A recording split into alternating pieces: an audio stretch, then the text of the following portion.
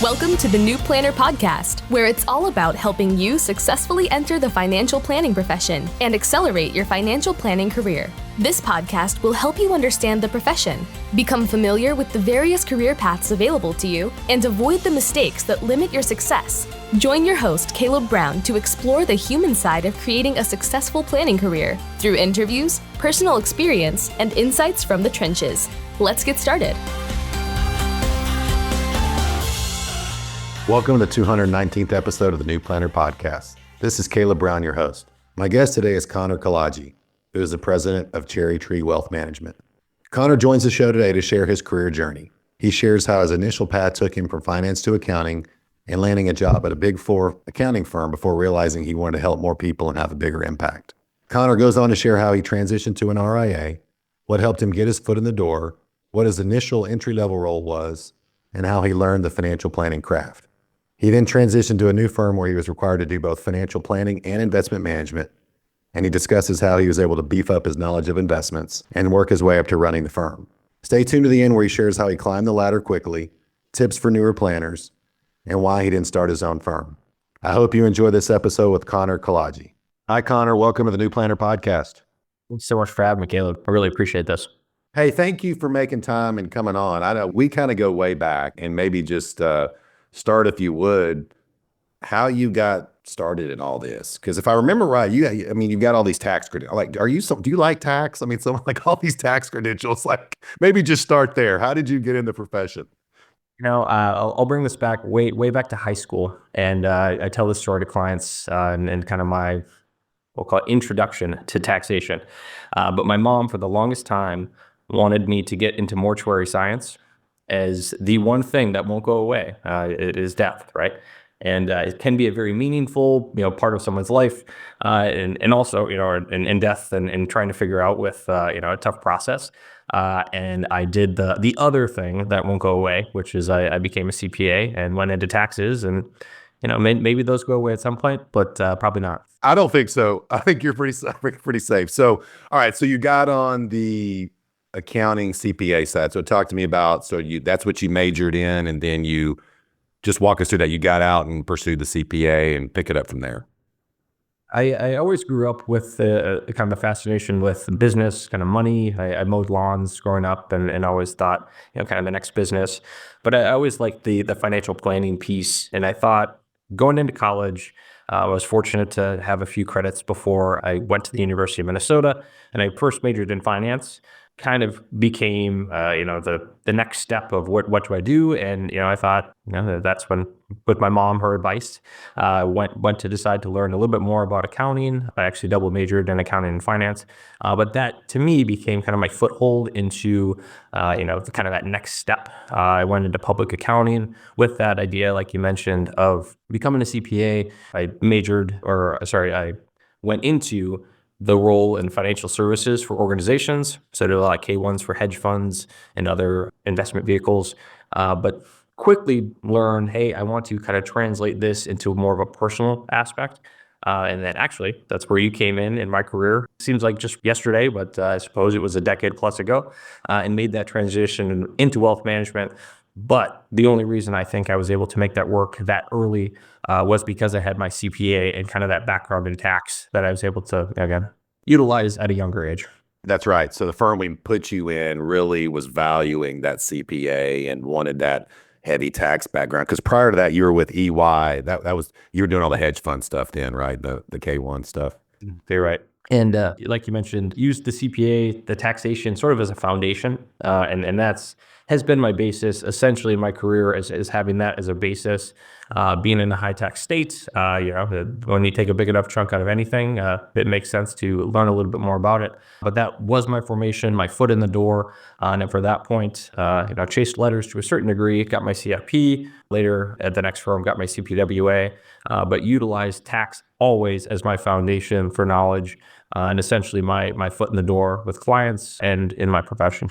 There's some couple things on the career I want to come back to, but you mentioned CPWA. So we may have some listeners that don't know what that is. So tell them what it is and sort of what's involved in getting that. It's a certified private wealth advisor. I had a fantastic experience with it.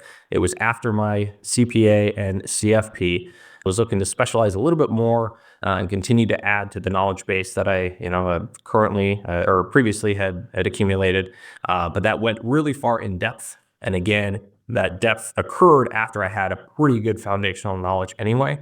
So in terms of estate planning, trusts, other executive planning, even further into income executive compensation, to me, that was a great continual step into clients that I work with more commonly now in that, we'll say 5 million plus AUM range. The ultra, I mean, is this fair to say? I mean, what I always say is like the ultra affluent. It's a great designation to have if you're dealing with a lot more complication in some of these client Exactly. cases. I would put it the $5 to $50 million range, 5 to 50. but certainly great applicable knowledge to utilize in ranges both above and below that too. So what, I mean, just kind of circling back to the career, I mean, somebody that's listening, they're sitting at a CPA firm or a Big Four. They've got a CPA and they're doing tax or they're doing audit. What does that person need to do to try to get in one of these RIAs like you did? A great question. Maybe start with a person like you to intro into what that could be. I do remember going back, a lot of the personality tests, the strength tests, the finders, which for me were helpful just from a younger person's perspective, but two, to figure out, well, what does apply to that next level, or what does apply to, maybe not a next level, but just a shift in what that day-to-day could be, because you would be surprised at how much translates. And one is just that appetite for knowledge, just the learning part, but also just the foundational knowledge that can be very applicable to financial planning. Again, that we'll call it the tax compliance is a great foundational knowledge, but then utilizing that in a way where now what do we do about it? Do we plan differently knowing that? Integrating kind of the human element or what people plan for, what people save for, invest for, but connecting those dots can be incredibly important. So one, understanding what you enjoy about your job and kind of at the Big Four, the one piece I really enjoyed was the people aspect. And, to me, although I could have stayed there and remained, I liked again, more involvement of financial planning and taking it a step further. I'm with you. Good stuff. So you were with an RIA for a couple of years and maybe just talk about your role there. So you left Big Four, you came into an RIA. What did they have you doing?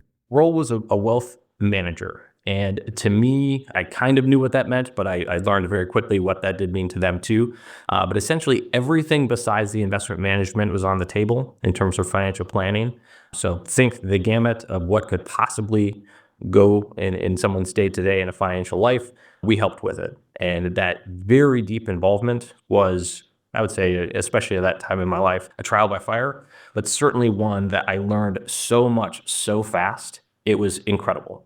So that exposure to different things, and that there's a few that to this day I haven't thought about or used since an 83B election. There's these ones that they just happen, and that exposure, it may not be applicable in the future, but the whole point is you just know it exists. You have this exposure, this experience, and you can be better for it. You can plan better in the future for it. And again, help clients and help people make good decisions moving forward. So that was, again, a fantastic experience from a learning perspective. And was able to bring a lot of what I learned, again, in a short period of time to a firm that didn't necessarily have that same infrastructure and that same planning piece, and essentially bring it there and run with it. And just for clarification, you guys were still doing investments for the clients. That was just a different department that you weren't responsible for that. They were a big enough firm where the investment management was its own separate department. Yeah. I just wasn't in that role. Got it. So you stayed there for a little while, then you made a transition to another RIA. Just maybe tell us why you did that. It was about 3 years. The firm there, it maybe resembled a little bit more of the Big Four in terms of hours worked, a little bit faster pace, which was great for learning. A couple other things in terms of leadership led me to kind of think about a different path for myself. But again, I'm extremely grateful for that opportunity and what that meant, because I was able to, again, bring that knowledge, some of the literal exact tools, and bring that to a firm that was more investment focused without a lot of the financial planning, the tax planning, the both income and estate. And I was able to essentially step in that role, again, as a younger person and bring a lot of that value day one. And some of the tools that I brought 9 years ago are still something that we utilize. And again, a fantastic feeling as a young person to be able to bring that and very much so quantify value for clients day one and whatever day we're on now. to me, that was a fantastic experience. And again, utilizing that foundational knowledge, continuing to build on that each day. And then the role at your new firm was, or your current firm, and when you started, was it the same role? I wanted it to be, but it was technically an investment advisor. So that was kind of my big change as an advisor, was the wealth manager role, which was everything except for the investment management. Day one at the new firm, I was an investment advisor. But the good part about that was, I was starting, I don't want to say from square one from the investment management knowledge piece, but it certainly was green. But I was able to bring, again, the financial planning pieces, a lot of the taxation planning pieces, and sort of complement that. So to this day, I still quantify there's the CFA investment advisors, and there's maybe the CFP investment advisors, and some people maybe get what I mean, but kind of blending those two together and figuring out your strengths. But it was another awesome opportunity for me to say, hey, I need to learn something. I need to get better at this investment management. I certainly won't say that I will get my CFA anytime soon, but having that, again, exposure knowledge, at least to know, who to have as our chief investment officer, who to delegate some of these great investment management planning pieces to, a great place to be. I mean, that's kind of interesting. Like you come in and show like, oh, now I got to do the planning and the investments, right? How long did it take to get comfortable or develop a reasonable minimal basis to be able to have the confidence with the clients?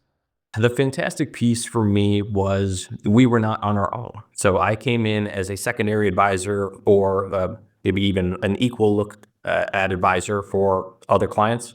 So I was never on my own to have to do that. I had a team member, at least at that point, was usually more senior, but was able to learn from them, kind of how they spoke, the words they used, the terms they used, we'll call it the communication of something that can be very complex, and breaking it down into, we'll call it the everyday, daily life sort of decision making for people. So it took a few years, I would say, until I could be confident in a room by myself, explaining, the difference between emerging markets and what might classify that versus value, growth. But at the same point, building on that knowledge. So the taxation, being able to talk more from that side of my mouth and integrating kind of the elements. And fortunately, this isn't necessarily by accident, but the firm is very much so based on efficiency, both cost and tax efficient. So it kind of blended those pieces together to make kind of a cohesive, aligned strategy for myself as well. I rarely do this, but I'm going to kind of put you on the spot for a resource here. Just if you can think back over your career, any investment book or something that you heard about or read, or something that maybe one of these CPAs, it's, I know I need to beef up or so just someone in RIA, it's like, hey, I'm just kind of lacking in investment knowledge and confidence. What would you tell them? To be honest, I actually really, really utilize the AICPA and the Investments and Wealth Institute for a lot of the, we'll call it the day-to-day knowledge. So the fortunate thing with the CPA license is you need a lot of CPE. Yeah. That I just sort of focus on more investment side things. I wish I had a good book off the top of my head, but most of it was the current events, the trying to be knowledgeable about the things in front of us, but utilize those resources to the nth degree, just on, again, the everyday knowledge, but the current events to be, and sound knowledgeable to clients as we go along. Okay. So you stayed in this investment advisor role for quite a while, but you recently had a change. You're still with the same firm, but you recently had a change. So what happened there? So fortunately, I'm still an investment advisor, and that will be my main role. But I've also now became the president of Cherry Tree Wealth Management, which is an exciting moment for me. I look at it as, Congratulations. That's pretty awesome. Well, thank you. I haven't done anything yet, so I guess a change in title means something. But at the same point, it's now looking forward, and how I've at least told myself how to look at it. And conversations with you this past year have been incredibly helpful as well. So thank you for that on air, just so you know. But just looking through the lens of these decisions at a wealth management firm, both from the owner's perspective and the clients, and I would say I tried to do that before, as just an advisor, but now in a much more official capacity, where we can decide, what's the why. If we're doing something a certain way, is that in the best interest of us, of them? Ideally, it's both, but just that different lens to me has been, frankly, really incredible to utilize, again, in this more official capacity, to be a better advisor myself and hopefully guide the other advisors here to continue to do great things. And is this one of those things where, I mean, this was your goal, like to take over an existing firm, or did this just sort of like you were doing well and they just sprung this on you and said, "Hey, Connor, we really like for you to take over." Like, well, how did all this go down? Great question. I might ask some of the other owners here, but it did happen a lot faster than I thought. So there is that. However, this has been something that I've thought of in terms of even just steps forward. I like to talk about this in terms of with clients and, like when is enough? And obviously we talk more so on the financial money side, but even just thinking about goals and trying to establish, well, what do you want to do? And something that's been sort of my Northern Star, if you will, has been just, progress almost for the sake of progress, but that's turned into impact. And that could be impact within the building. It could be, impact within clients. But this is a role that I'm able to make more impact. And, hopefully, over time that becomes much more positive. But those are the things that, again, you kind of build towards. And again, I didn't necessarily want to go out on my own. I like the camaraderie. I like the people aspect. That's been something that I've thought of, I suppose. But, thinking, hey, I don't need to remake the wheel. There's fantastic people who have built businesses. I love being an advisor. I love kind of that role. So I wouldn't want to be just the back off, just the president, just this. And, it's a combination of, I think, a lot of different pieces that I love. I'm sure there'll be bad days. But at the same point, that impact, that part, I'm so much looking forward to.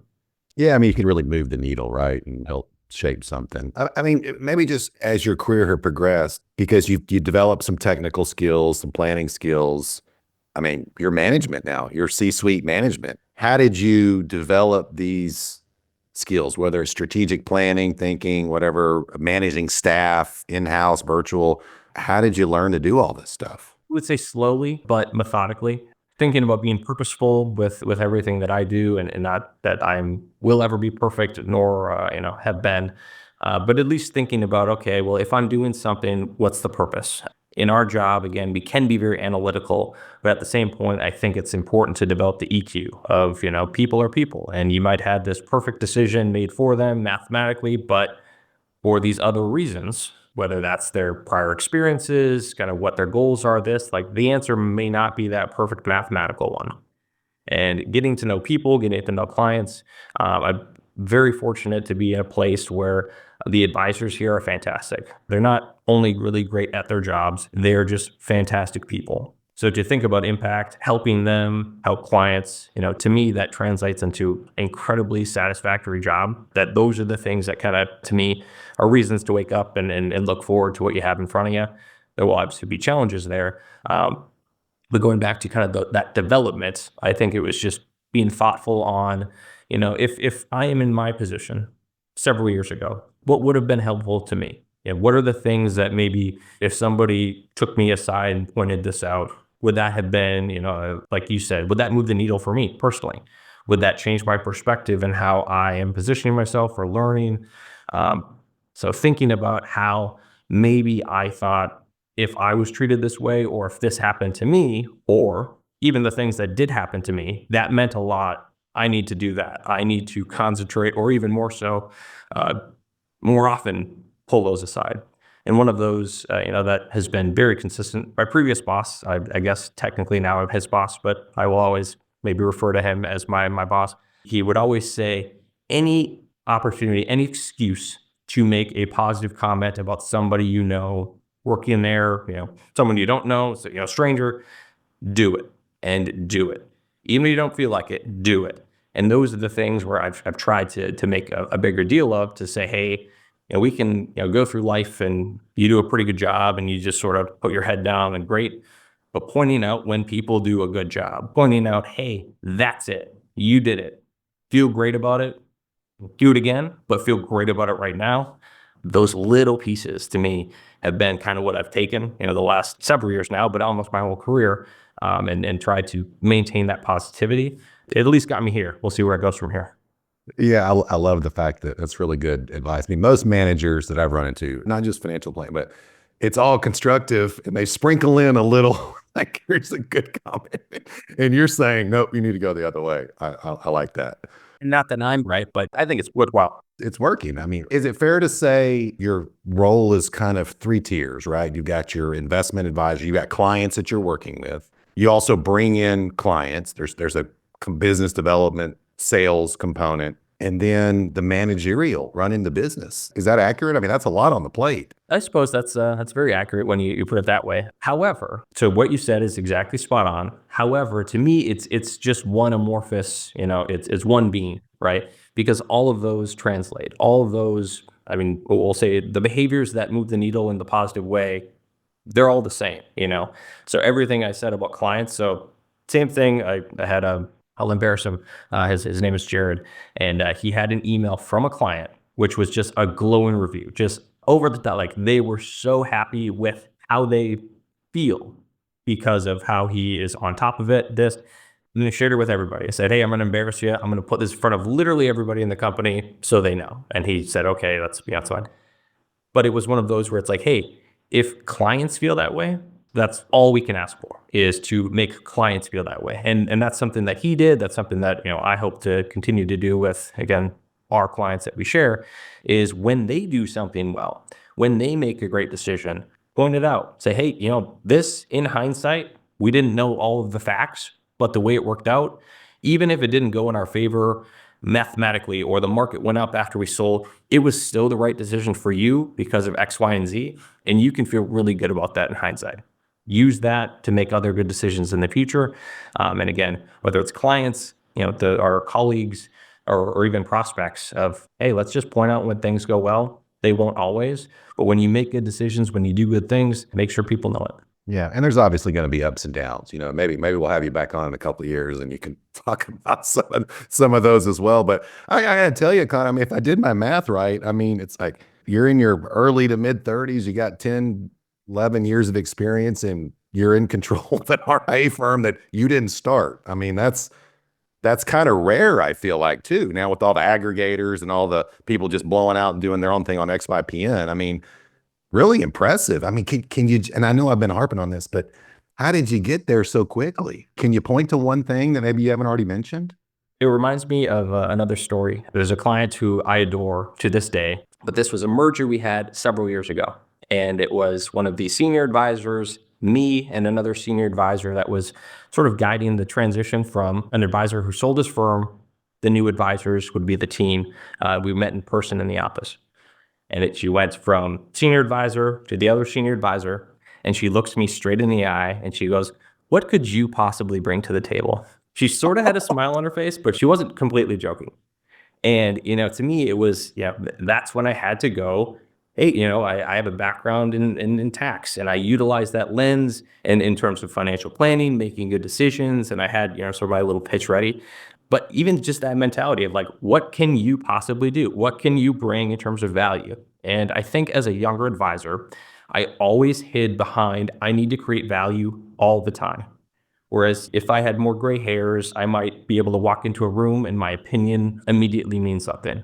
For the longest time, it didn't until I proved that it could. And that's where I got my CPA. That's why I got my CFP. That's why I got my CPWA, to say, hey, don't take my word for it. I will prove it. I will do it and I will show you. And I think maybe even just that mentality of, what have you done for me lately? I'll do it again. Prove it again. Prove it again. To me, I think has helped. I can't say that that's exactly where it was, but again, the can-do attitude, there's no job too big or too small. To me, maybe that's helped. I can't say that, there's one singular event, but again, I think a positivity and, that can-do attitude and knowing you can make a difference. And it's one thing to say it, but do it and prove it again. Yeah, it's really great stuff. Well, I mean, this is awesome. I mean, we could talk for 2 hours. And just maybe as we're closing out here, any other I mean, you've already given us a lot, especially from people that maybe have a accounting background or CPA background. But any final tips or comments you want to leave the New Planner audience with?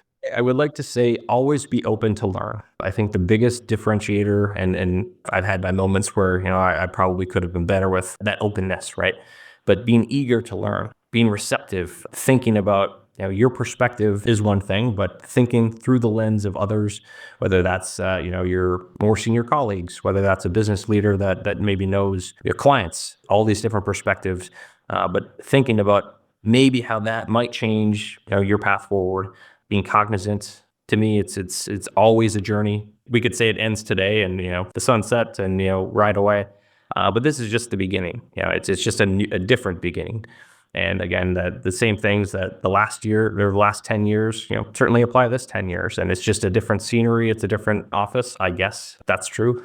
But everything else is the same. And if you can just continue to be consistent, instill confidence, it's just a matter of time. Connor, great stuff. It's been great watching your success. Thanks so much for coming on the show. Thanks so much, Caleb. And I appreciate your time today and in the past decade. Thanks for joining us for this episode of the New Planner Podcast. If you're ready to discover the top career paths for financial planners and see which track is best for you, we created a free guide to help you. Grab your copy of the Financial Planner Career Roadmap at newplannerrecruiting.com/roadmap.